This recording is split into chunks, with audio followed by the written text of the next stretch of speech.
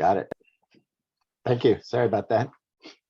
No problem. No problem. Fantastic. So this is the foundation of everything that I'm going to be talking about today. And that is that the operating environment with which we are all playing in has fundamentally changed beneath our feet. Chaos and uncertainty is the new normal. And you're going to hear the word VUCA a lot. It's an acronym that stands for volatility, uncertainty, complexity, and ambiguity. This operating environment is in a VUCA world. And the big problem that we all have is all of the tools, the processes, the operating models, the decisions that run throughout the supply chain, they were made under the assumption of stability. That assumption has been thrown out of the window over the last 2 years. This is the new normal. Everything from climate change through to geopolitics, civil unrest, bankruptcies, not just company bankruptcies, country bankruptcies now, and labor disputes. We're seeing a wave of civil unrest taking place all across the world. I think last year, 1/4 of all countries experienced civil unrest, 1/4. Climate change, a long-term existential threat. And for those of us in Europe right now, we have war on our doorstep. The cost of this the cost of supply chain disruptions is absolutely catastrophic. And McKinsey & Company, this is probably the best piece of research on this. McKinsey & Company found that supply chain disruptions will cost companies 42% of 1 year's operating profits every 10 years. Another study by, I think this was the EU actually, found that the cost for European economies is going to be about $920 billion in 2023. And The Economist's own study found that companies will lose about 20% of their revenue in that year. For procurement managers, here's what supply chain disruptions in this new operating environment looks like. It's every procurement manager I've spoken to in the last 6 to 12 months has been completely overwhelmed. LinkedIn did a great piece of research that found procurement and supply chain resignations have increased 20%. It is absolutely overwhelming for a lot of procurement managers right now to have to operate in this environment with tools and processes that were built for a different environment. Now, what I also want to share with you is that this is also one of the biggest opportunities that everyone will get. This study by BCG, a recent study, found that 30% of a company's long-term shareholder value is driven by how it responds to a crisis. 30%. Moments of crisis can create shifts in market share and market boundaries in 3 months that will be greater than 10 years worth of incremental growth under stability. Crises are opportunities to grow and expand. And the way we do that is through resilience and risk management. So BCG's analysis found that most of the industry will be operating here at times of a shock. But if companies can develop these 3 capabilities, they can be the outliers, the outperformers. While your competitors can't ship product to customers, you can, because you're resilient, because you've managed your risks better. And they had a lot of research to show the companies that grew and expanded during the COVID crisis versus those that didn't. The winners in this new operating environment, the winners will be those that have the best operational risk management capabilities. And I think it's important to distinguish between operational risk and strategic risk. Operational risk is making sure that your next order arrives on time. Strategic risk is about making sure future orders arrive on time. Today's conversation is going to be about operational risk, because this is the pain that everybody's experiencing today. Now, when you're running supply chains, there's a suite of things that could go wrong. For a lot of people, these sound very familiar, whether it's internal fraud, employment issues, bankruptcies, the financial health of suppliers. These are all things that could go wrong. And Murphy's Law, tells us anything that can go wrong does go wrong. Now, there's been an absolute ton of research on supply chain risks, operational risks, strategic risks, but all of these risks are into two different categories. We have endogenous risks. Now, these are risks within the system. These are things that could go wrong with the organization, with the entity, with the process, the managerial, the financial health, quality issues. Endogenous risk is within the system. Exogenous risk is everything that is outside the system that could impact the system. So within operational risk on everything that could go wrong, we need to make a distinction between what could go wrong within our system and what could go wrong outside the system, both of which are going to impact us. And today's conversation is about endogenous and exogenous uncertainty and risks that you can prepare for. Service level is the big differentiator in this new operating environment. The companies that can ensure goods keep flowing to their customers will grow and expand, and those that can't will contract and some will die. This was a recent study by Oracle found that 80% of consumers would cancel or delay orders, would cancel orders or shift to another brand if their company that they ordered from could not fulfill the order. 80%. Now, we have a volatile supply environment. We have all of these operational risks. The single-handedly, the biggest insight that I have in risk management is that it's not about risk management. It's about workflow. When you take this big objective of, okay, we are going to enhance our strategic and operational risk capabilities, what does that actually look like in practice? And that final mile of execution of implementing all of these big ideas about better responses to these issues, that all comes down to workflow. What is it these procurement managers do on a day-to-day basis? How are they placing their orders? How are they tracking those orders? How are they communicating with those suppliers? I put this Aristotle quote up because I thought it was quite timely. We are what we repeatedly do. Excellence is not an act, it's a habit. The companies that will grow the most, that will take advantage of this opportunity, will change their workflows, the way that they respond to daily issues in their supply chain, the way that they have visibility over those issues. This is a workflow problem first and foremost. It's then a risk management issue. And one of the golden insights has been,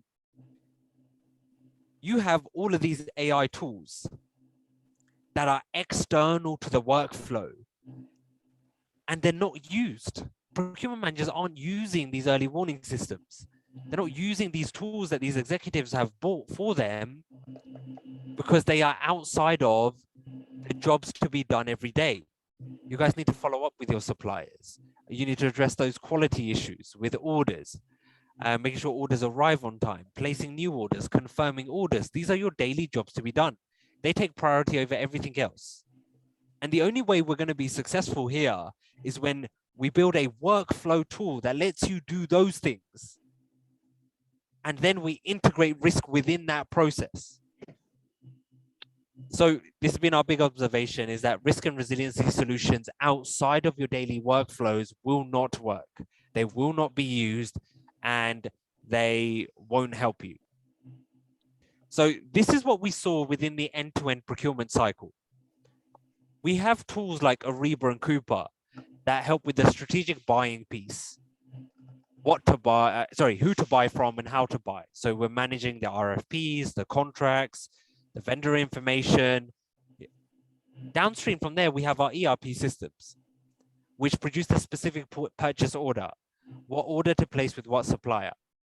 But the big bottleneck, the big black box of fulfillment that we've seen is from the moment that we place the order with the supplier through to the moment that we receive the order, there's this massive black box.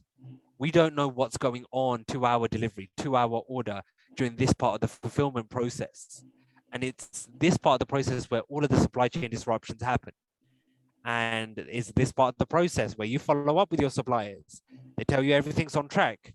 And then at the last minute, they give you a call and they tell you there's been an issue. We didn't see it coming.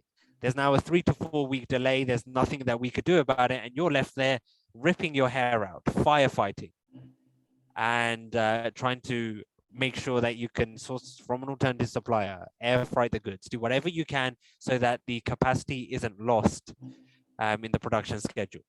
So this is the black box of fulfillment that we've seen across the board that there's a huge issue with. Now, after we receive our goods, it goes to a transport management system. It goes to a warehouse management system to tell us what to do with the order. But the problem that we've seen across the board is the operational risks that happen during this part of the fulfillment process. And when we say workflows, this is what we mean. This is our typical user, typical procurement manager. This is Abigail. She's the procurement manager for a large apparel manufacturer. She's responsible for about 75 materials or orders that she needs to make sure arrive on time and in full. 80% of her job is to make sure that the right order is placed with the right supplier, the right quantity is received with the right quality, and the order arrives on time and in full. And every week, she's under pressure from 2 critical meetings with the supply chain team and the production planners to make sure that everything's on track, the production schedule, there's not going to be any issues, the customer delivery dates will be met. So the way she currently does that is through an Excel sheet that looks something like this, whereas all of her purchase orders, all of her suppliers, all of her materials, the initial delivery date, the latest delivery date, once a week, she will follow up with the supplier to ask what's the status of my order, what's my expected delivery date. She takes that information, fills in her Excel sheet, she takes that Excel sheet to the meetings, and that's where decisions are made. Her daily workflow looks something like this. She walks into the office. The first thing that she's responsible for is following up with her orders, making sure her orders arrive on time, asking her suppliers, what's the status of my order? What's my expected delivery date? She then places new orders. And in the afternoons, she spends her time dealing with the issues to her orders, of which 60% of her issues are related to late deliveries. So she spends the morning trying to make sure that the orders arrives on time, spends the entire afternoons dealing with issues to her orders. Now, Abigail and every other procurement manager right now are completely overwhelmed. Their workflow has not adapted to the new operating environment. And that's because all of the issues that she's having to deal with happen after she places the order. The documentation issues, the shipping issues, location issues like COVID, supplier production issues. She is constantly firefighting.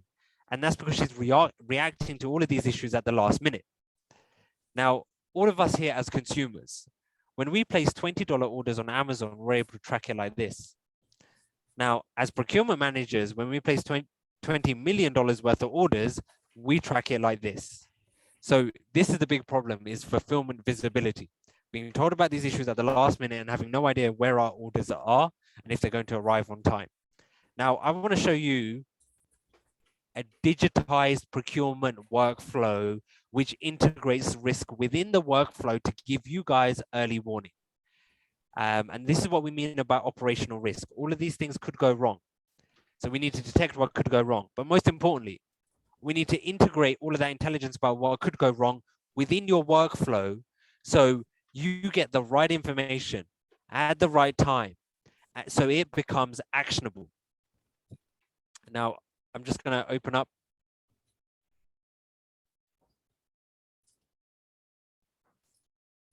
the presentation.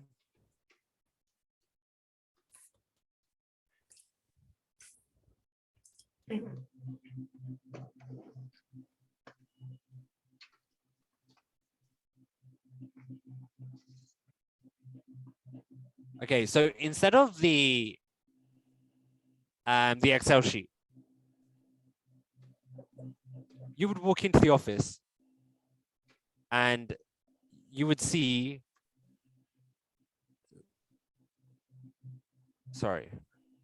you'd walk into the office and you see all of your orders into 3 categories. Those that are on track. Here, now you don't have to worry about these. You have to do your regular follow-ups. And then you have your other orders into two different categories. You have those that the supplier has given a new delivery date on that you need to approve or reject, and those that the supplier has not given you an update on. Immediately now, you can manage by exceptions. You know not to worry about what's on track. You focus your time and attention on where it's needed the most. Underneath, you see the status of all of your orders. Instead of that Excel sheet, this is the information that you see for all of the orders that you're responsible for. You see your supplier name, the PO milestone. So where that milestone is in its fulfillment cycle. The delivery date on the PO, the latest delivery date the supplier has told you, total delays, the status of the order, the actions that you have to take as a procurement manager, the number of risks for every single order. This is what we mean about purchase order risks. It's only actionable when you know what orders are at risk and why. That's the level of granularity we have to go to address operational risks. Every time that there is an issue to an order, you'll receive alerts and notifications.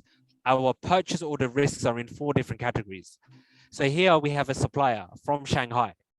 Now, you'll remember that Shanghai had a very long lockdown, and here our AI detected that Shanghai is about to go into lockdown. So therefore, this purchase order is at risk. Then we have a communication risk, is when the supplier has not responded to for an update. A delivery date risk is when the delivery date has changed. And we have a logistics risk for anything that could impact the port or could impact the vessel ETA. Now here I've looked into my supplier, or I've clicked that button. I've looked into my order. I see the number of risks for every single order. And here's all the information about all of the orders for the risks for the order that could delay the order arriving on time. I'm now able to address these issues. I can see what the issues are and have all the functionalities and capabilities to communicate that and address these issues. What's powering the location risks is our real-time AI, which is analyzing 50,000 news articles per hour, scraping through all of this raw, unstructured data or anything that's on the internet, and about 1 million tweets an hour, filtering through all of that to find you real-time risks, and then tagging that to the orders that could be impacted. So in green, we have our supplier locations. In red, we have our risks, and in blue, we have our ports. So we have location risks and we have purchase order risks, all of your risks in all of these categories. So this is the first bottleneck that we wanted to address by integrating risks within your workflow, seeing what orders could be at risk and why. Second part of your workflow, most of you guys spend about 60% of your time communicating with suppliers, of which about 30% of your time is asking the same question. What's the status of my order? What's my expected delivery date? The problem is all of that communication right now is completely siloed and unstructured. It means that we don't have the visibility over the PO cycle on what happened, what was said and when. Now, salespeople have a CRM. Imagine the same functionalities, but we call it an SRM, to be able to manage all of your communications for any contact at the supplier during the fulfillment cycle in one place. So you can see exactly what's going on. So every member of the team can see all of those communications. And you're leveraging the latest in cloud communications, email, WhatsApp, WeChat, calling your supplier, calling all of them through a single platform so that all of that is recorded and structured all into one place. Now, so that's your unstructured, hi Rob, how are the kids doing? Here, I'm going to send you a WhatsApp. Let me know how the kids are doing. A little bit of an exaggeration there. So we have your unstructured communications, but your PO follow-ups happen through structured communications here. Your supplier, this is what their inbox looks like. They'll receive a weekly email asking them, what's the status of my order? What's my expected delivery date? They press this button here and they get an automated form. The form opens up and they input the stage, the latest delivery date, and the comments, and we capture all of that. Now, this is communication most of you guys are already doing. All we're doing is we're structuring that. And because we're structuring that for every single one of your purchase orders, you get this level of visibility now. You can see exactly where that order was throughout its PO lifecycle. You see the latest comments, the latest changes to the delivery dates, and when those comments were made. All we're doing here is structuring your PO follow-up communications that you're doing anyway, and we're freeing up your time. You guys shouldn't be doing PO follow-up. You should be spending your time on strategic tasks like where should I be sourcing from and why, and not this manual, redundant process which could be automated. And if the supplier hasn't responded back, you get the alert, you get the notification. The additional benefit to the supplier is the amount of time that it saves them. So we have risks that the order is exposed to when it's with the supplier, when it's under the production schedule. From the moment that the order has been shipped, it's now exposed to a different set of risks that could impact its delivery date, namely logistics risks. So what's going on at the ports and what's going on with the vessel. So here, the two inputs that we take is the vessel number and the shipping provider. We then connect with external satellite imagery to track the vessel carrying your container, all in this order. It's literally a case of you look inside the PO and input in those informations. Within a click of a finger, it's tracking the vessel, providing you an hourly updated ETA, and providing you real-time information on port congestion.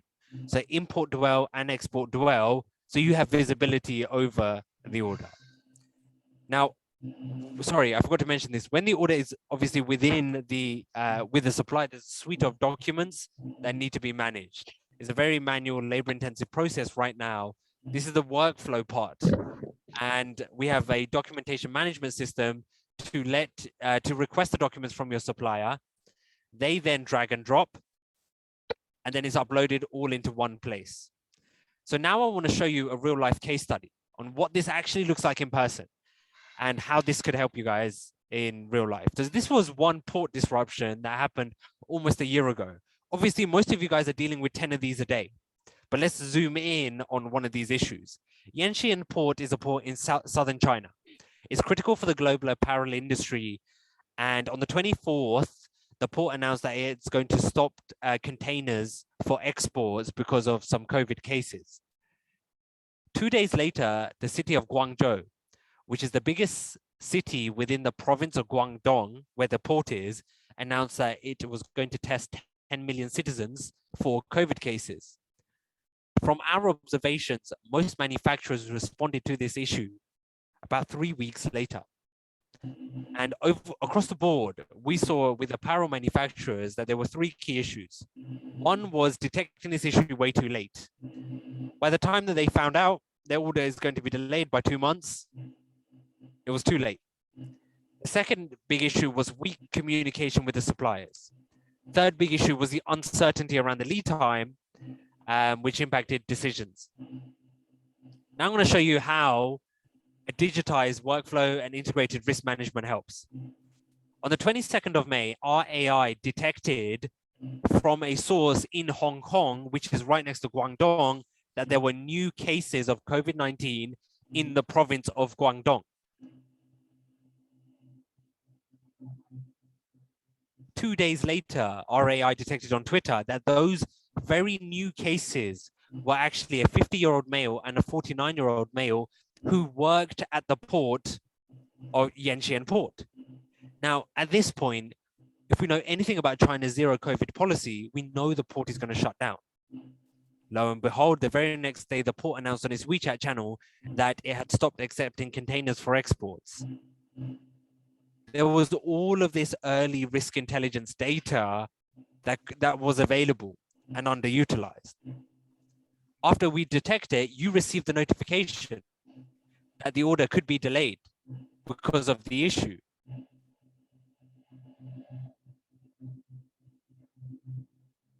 Sorry, this is bugging out. Just 1 second.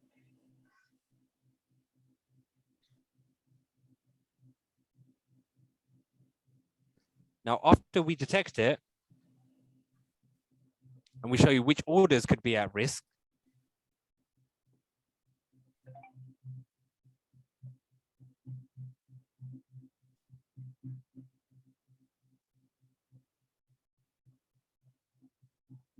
we can see inside the PO in the notification that there are these risks that could impact this order I now have the capabilities to deal with that. The very first thing after I've detected this issue is I need to validate it with the supplier. So we use the supplier communication features here to any contact at the supplier. I open up the email, CC in all my internal teams or my external contacts that we're detecting an issue. Give us an update. The supplier then just responds back to the email. They never log into any system, but because they've responded back to the email that you've sent out, that information is now structured. After I've got the validation from the supplier that the delivery date could be impacted, I then need to communicate to my internal production planners that the order is not going to arrive on time. We need to rejig the capacity. Because we've detected early now, there's a suite of mitigation decisions that are available now that wouldn't have been available had we detected this issue way too late. The biggest thing is I can source from an alternative supplier.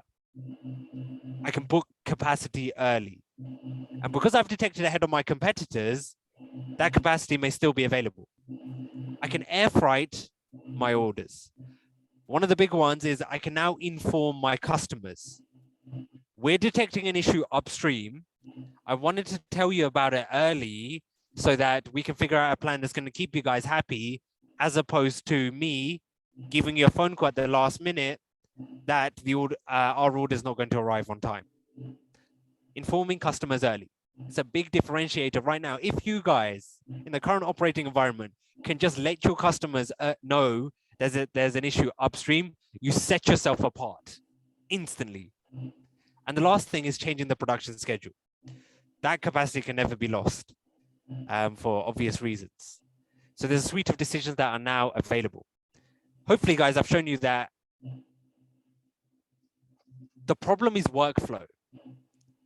The problem is the manual labor-intensive workflows that we have now. And if we can digitize that workflow and we can integrate operational risk intelligence within that workflow, so you guys get the right information at the right time, so it becomes actionable, that's what's going to give you a competitive edge. That's what's going to enable you to reap the benefits of chaos and uncertainty when your competitors can't. So Rob, that's everything from me.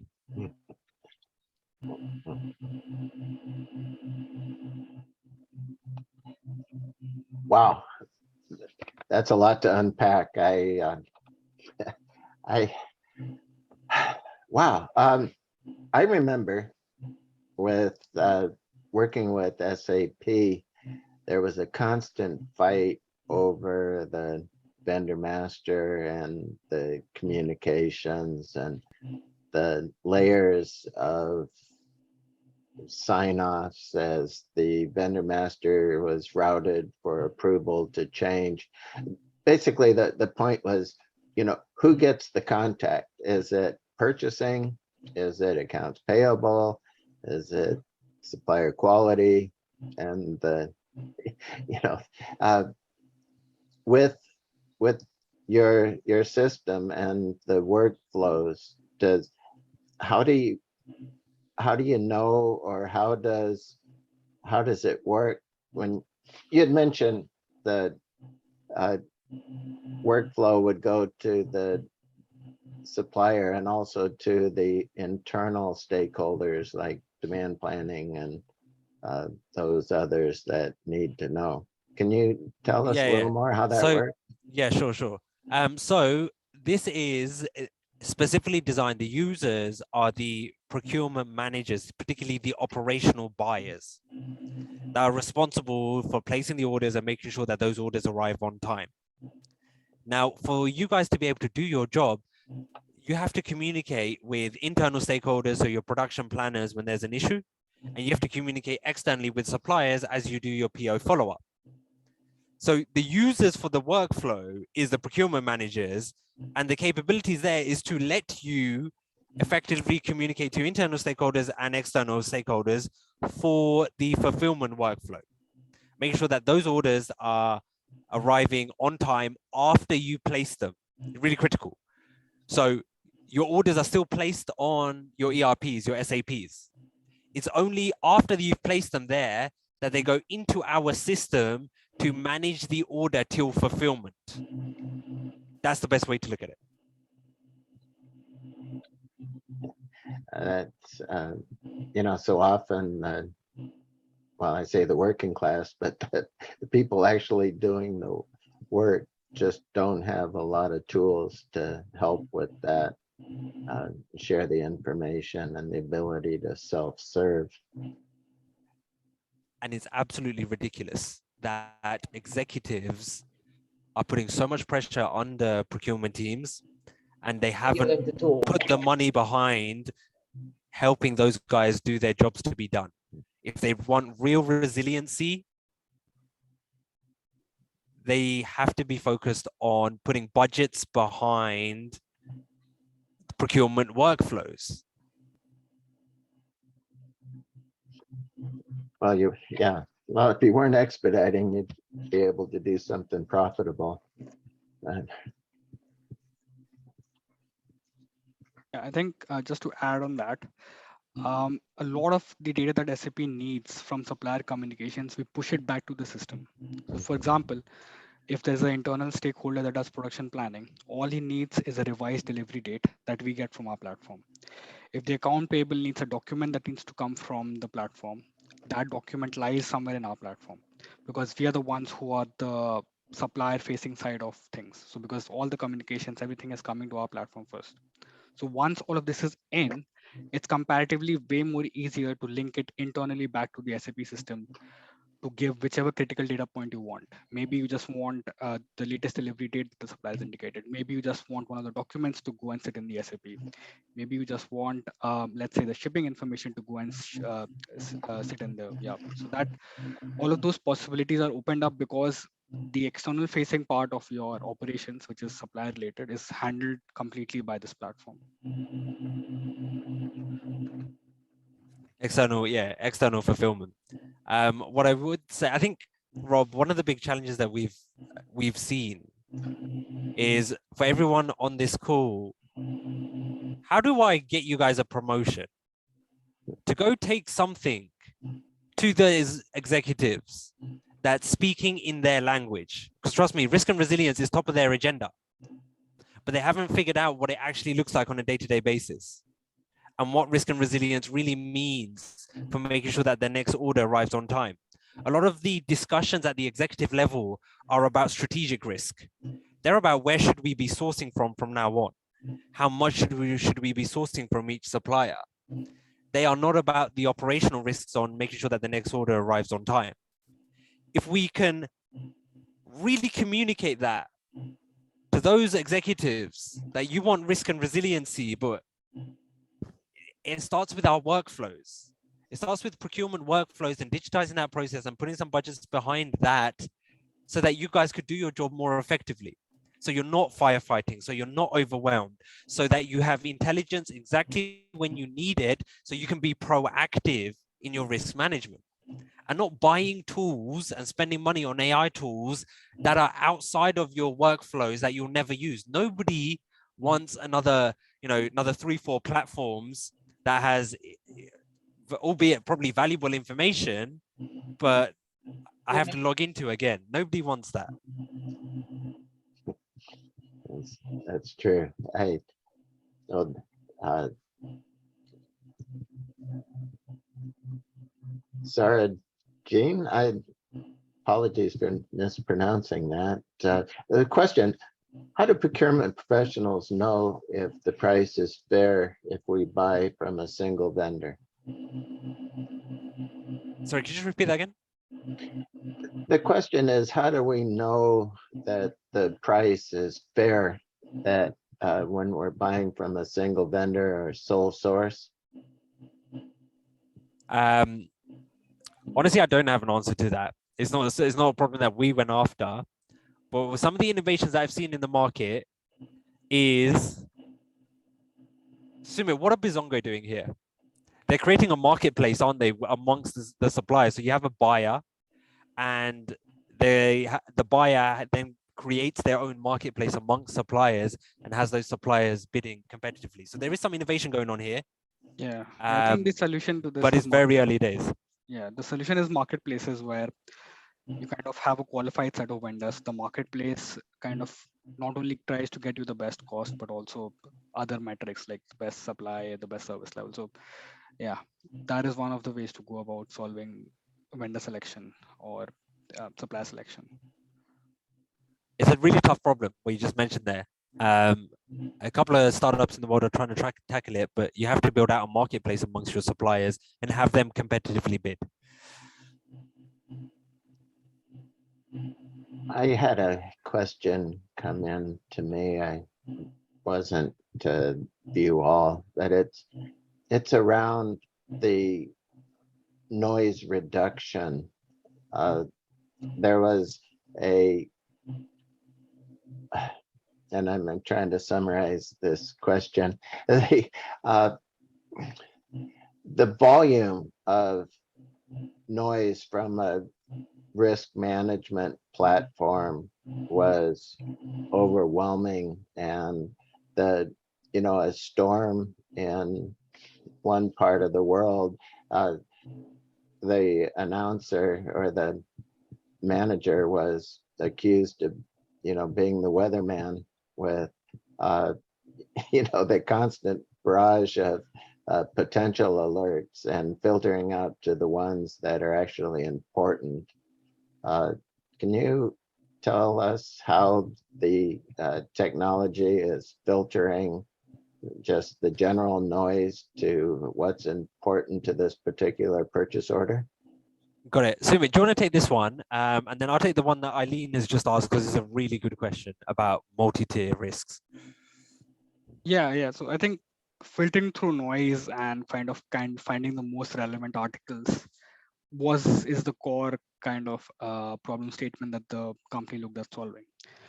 And to just summarize it in brief, we kind of start from a purchase order side and make sure that majority of the risks are eliminated just depending on the purchase order. So depending on the supplier location, where exactly is he producing from, depending on the commodity that he's actually using to produce, depending on the stage of the production cycle. That is it in logistics or is it actually in production? So if you look at these three categories, this itself is enough to eliminate majority of the risks. You don't need to deal with any, so you may pick up a million risks, but you don't need to deal with any of the risks that are outside the location will not impact this. Any of the risks that are, let's say, logistics based about port disruptions or vessel issues will only impact those purchase orders that are in that particular life cycle or that particular stage. So we kind of use all of these indication vectors that come from the internal side of things and make sure that all this external data that we are capturing is very limited to these. Apart from this, there's a lot of categorization that goes on, putting it into categories that are actually supply chain dependent. There's also reliability filters, there's also relevancy filters, but that's done on the whole data set, and we ensure that what's shown to you is completely filtered on a PO level, depending on the vectors that I just defined: location, the commodity, and the stage of the PO. Touching on Eileen's point there, you raise a really good point, and that is everything that you've seen is for your tier one suppliers, and that's been our entire focus is on how do we make sure that your orders from your tier ones arrive on time, and you get early detection if they don't. Now, if you know the locations of your tier twos, then we can show you location risks of tier twos and tier threes. That gives you a little bit more visibility. It's still not great. It gives you a little bit more visibility. In terms of what's out there in the market right now, I would highly recommend taking a look at. One is purchasing a multi-tier risk mapping tool like Versed AI or like Interos. These are tools that you feed them your bill of materials and they show you your sub-tier supplier relationships. They don't show you supplier networks, they show you supplier relationships. So it's not the best, but it's a start. And you'll see which entities, which companies that you are connected to somewhere down your sub-tier. That will give the visibility on who are those companies that are related to me in some way. Then what I would do is I would buy a tool, a good third-party risk management tool like Craft. I think Craft is really good. That is monitoring those entities. and if there's been a change of directors, if there's if someone like Craft, if anything's going on at those locations, if the financial health, if they've just submitted financial statements. Those are two things that you could do straight away. Buy yourself a multi-tier mapping tool from the likes of Versta or Interos. Then use a third-party risk management tool like Craft to monitor those entities. That will give you some visibility.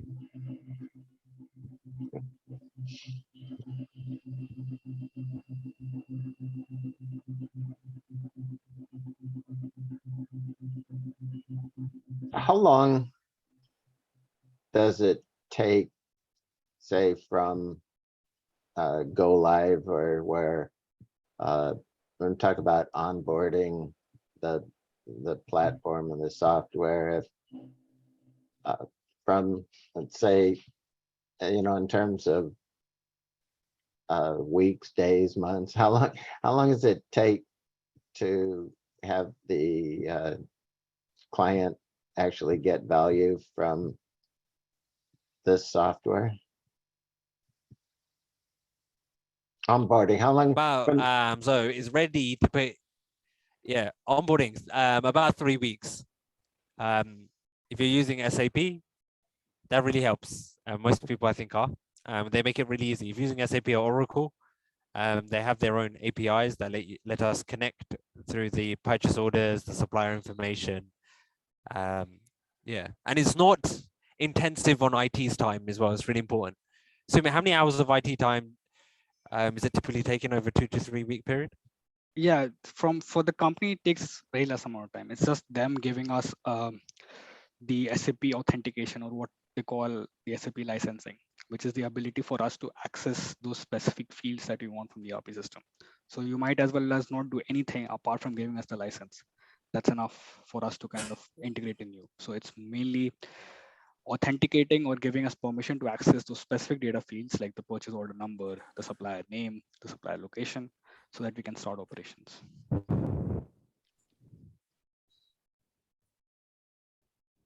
Nathan, Lou, yeah. Nara, Jane, anybody? Yeah. I'm good. Thank you.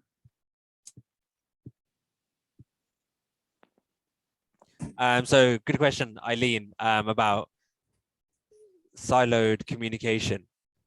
So the best way to look at this is, if anyone here has ever worked in sales, they'll have a CRM. Now, CRM is for me to document all of my communications with a prospect, and we can monitor the deal. We monitor what was said, how many times that email was open, how close are we to moving that deal along, how many times has it been forwarded, and we're taking exactly the same technology, basically, where you log in, and from that communications, you conduct all your emails. You can use WhatsApp, WeChat, and voice as well onto the platform, and you communicate all of that externally. Because it's now happening from one single place, it's all documented and it's all stored in one place. It means that anybody from across the organization can see what was said about an order throughout its fulfillment lifecycle. Well, that's huge, right? So often, once the front line of the buyer gets the information, then to communicate that. Pardon me, guys.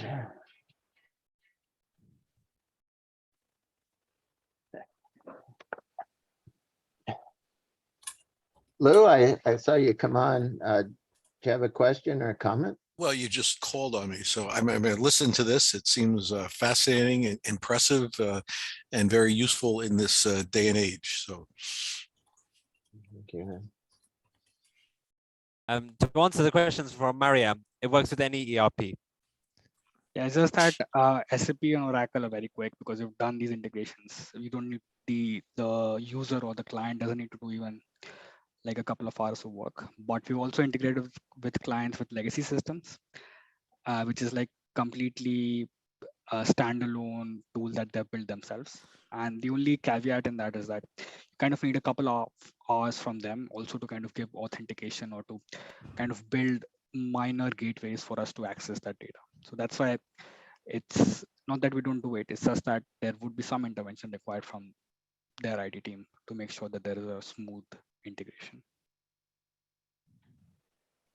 Nam, can you share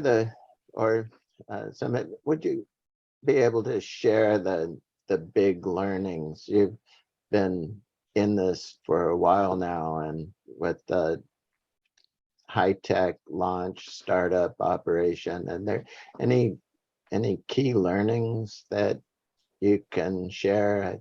I guess I'm thinking about those that may be starting this journey, or what you're seeing coming in the future. Big learnings. Tracking your orders on Excel sheet is not going to work in this environment. That's the big one. The problem is workflow first, risk management second. Those are probably the two big ones. In terms of having a sophisticated approach to risk, a lot of the ways that you guys are making decisions, or that your companies are making decisions on things like buffer stock, how much to carry, it's based on complete fear, and it's not grounded in reality. And you need a sophisticated way of configuring your risk, on putting a number to it, putting a number to how likely that order is to arrive on time, how unreliable a supplier is. But that's the big challenge. That's the big mathematical challenge. And it's so much more complicated than it sounds. I'm making it sound easy. Sumit, what would you share?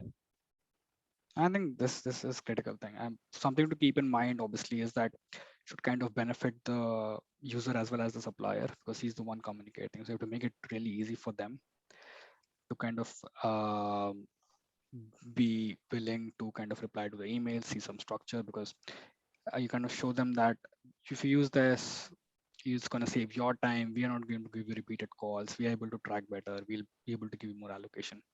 So there is incentives for the users also. There's incentives for the suppliers also. And if you kind of have that ecosystem, then you really have a product that'll grow exponentially, because the network effects come into play there.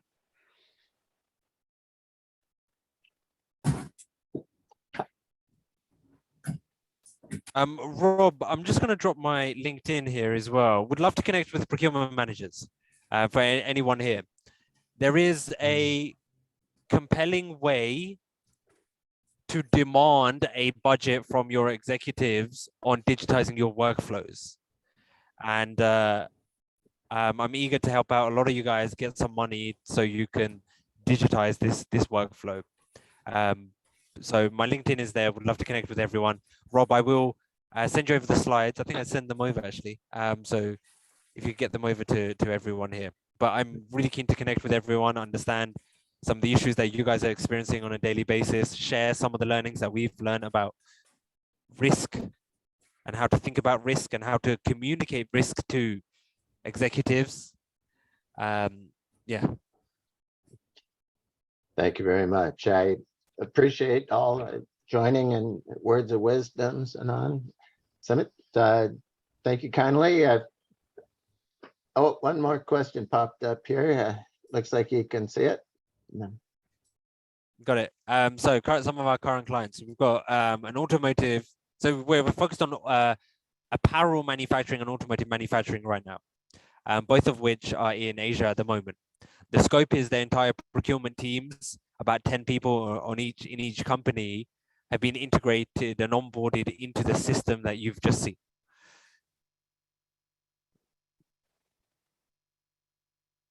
Well, Robert, thank you very much, guys. We should give them a big hand. Thank you so much. You got 5 minutes to get to your next meeting. Thank you all. Well, thank you for having time. us. See ya. Thank you. Thank you. Thank you, everyone. It was a wonderful discussion. Thank you. Thank See you. ya. Yeah.